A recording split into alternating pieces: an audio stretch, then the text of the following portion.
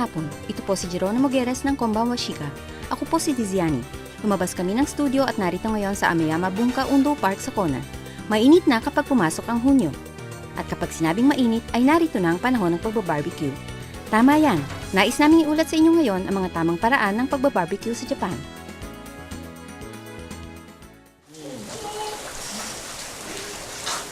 Dito po ay nagsimula na ang pagbabarbecue. Sa Brazil, marami ang mahilig dito. Ang amoy ng uling at tunog ng tilamsik ng katas ng karne sa nag-aapoy na uling ay pumupukaw ng gana sa pagkain.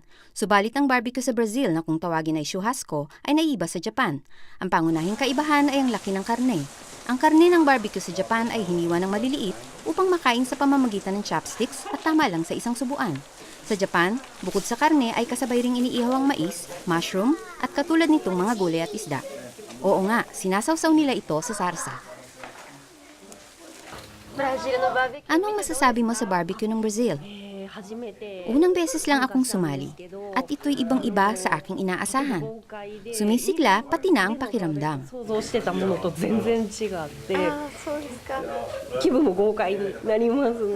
Anong masasabi mo pagkatapos ng pagkain ng barbecue ng Brazil? Masaya. At ang karne? Masarap po ito. Ganun nga po. Ang barbecue sa Japan na karaniwan ay kasamang iniihaw ang gulay at iba pa ay naiiba sa Brazil na karne lamang ang iniihaw. Maliit din ang hiwa ng karne upang ito'y makain sa pamamagitan ng chopsticks. Minsan ay nagluluto rin ng yakisoba sa huli. Opo, magkaiba man ang bansa, nais naming magpayo upang maging masaya ang pagbabarbecue habang sumusunod sa tamang asal. Dahil may mga patakarang hindi natin alam sa ating pagtira sa ibang bansa. Ang mainit na weekend at mahabang bakasyon ay nais nating gugulin sa labas kasama ang pamilya at mga kaibigan. Ngunit tandaan na may mga dapat na tuparing asal sa pagbabarbecue sa Japan. Sa kabila ng kaalaman kung saan dapat at hindi dapat itapon ang basura, marami pa ring tao ang hindi tumutupad sa pagtatapon nito sa tamang lugar. May tinakdang natatanging lugar para sa pagbabarbecue.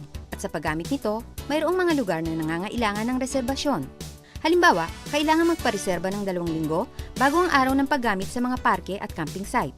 Mayroon namang mga lugar na kailangan magbayad ng maliit na halaga lamang. Huwag ding kaligtaan ang pagliligpit pagkatapos ng paggamit. Noong unang pagdating mo sa Japan, alam mo ba na mayroong itinakdang lugar para sa pagbabarbecue? Hindi po. Paano mo ito nalaman? Nang dumami ang aking kaibigan, nalaman ko na may mga bawal palang lugar para mag-barbecue. Makipag-ugnayan sa munisipyong malapit sa inyo upang malaman kung saan maaring gawin ang pagbabarbecue at ito'y kanilang ituturo sa inyo. Kung bibigyan pansin ng maliliit na detalyeng katulad nito, tiyak ang pagkakaroon ng masayang pagbabarbecue kasama ang pamilya at mga kaibigan. Hanggang dito na lamang, oras na yata ng pagkain. Hanggang sa susunod na linggo, sayonara, paalam!